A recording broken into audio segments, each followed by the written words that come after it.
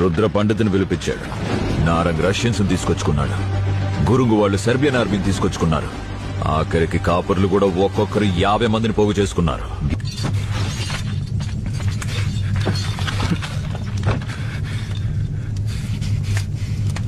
ఒక్కొక్కరు ఎలా ఉన్నారో తెలుసా?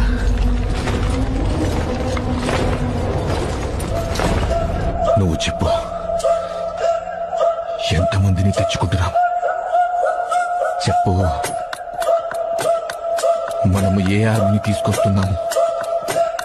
నా చెప్పు, మన ఆర్మీ ఎక్కడుంది?